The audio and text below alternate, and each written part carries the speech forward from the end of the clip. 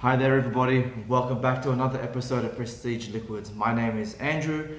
If you're a returning subscriber, then thank you so much for joining me along my journey so far. I really appreciate your support, more than words can say. If you're new to the channel, then please consider hitting that subscribe button and also the bell notification so that you can stay up to date with all current reviews and content, whatever comes along. Now, in today's episode, I will be reviewing the Chivas Regal Mizunara.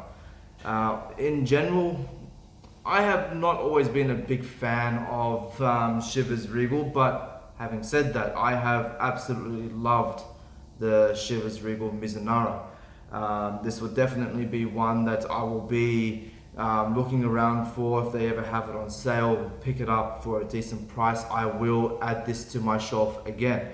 Now, I've been meaning to do this review for a long time now. As you can see, I'm pretty much down to the bottom end of the bottle, so this will end up being also a bottle kill video, so you all will bear witness to the final pouring of this lovely whiskey. So there we go. Take those last drops out. All right, there we go.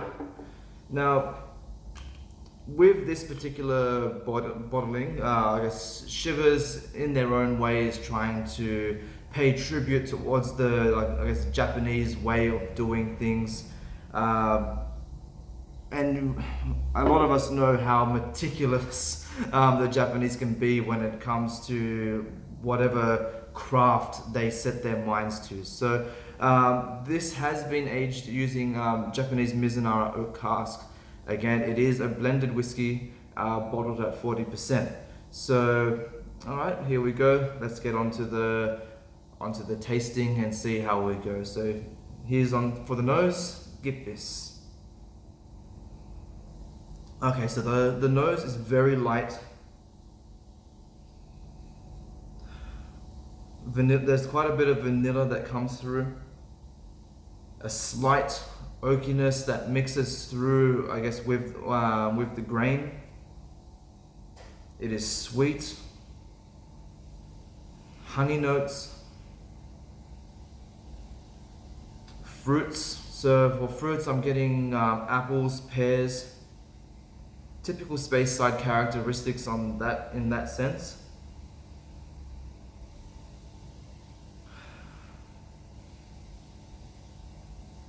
Definitely like a thick honey note there.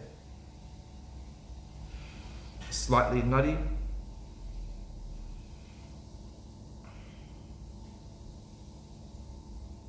A little bit woody. I think I'm also getting a very light milk chocolate. Yeah, definitely there. A light milk chocolate. Again, apples, as mentioned before, raisins.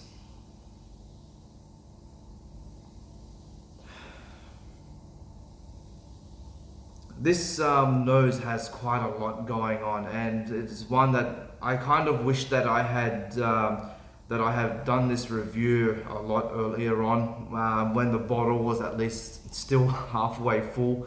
It is one of those whiskies that has changed as you've gotten through the bottle. So it has mellowed out quite a bit now, but there are still some very strong characteristics to be had.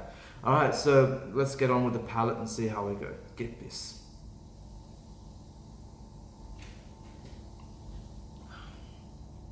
Okay, it's very spicy, bit of a watery texture. This doesn't have a very thick mouthfeel. Again, those honey notes are very dominant. Again, very woody.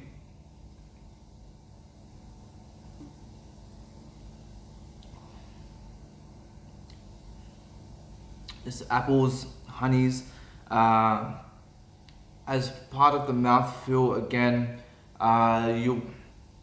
it's a very dry whiskey, so it is, I guess, evaporating a lot of the moisture from my mouth as I'm drinking it. There's some slight peppery notes that come through at the back end of the palate.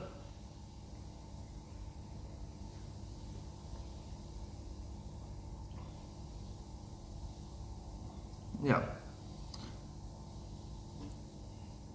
there's not as much in terms of the difference between the palate and the nose. There's not as much going on in the palate as there is in the nose, but that's not to say that it is a bad whiskey. This is a very well balanced flavor profile. It is very enjoyable. What it may lack in complexity in the tasting, it definitely makes up for with those strong characteristics. So you'll be able to pick those out very easily.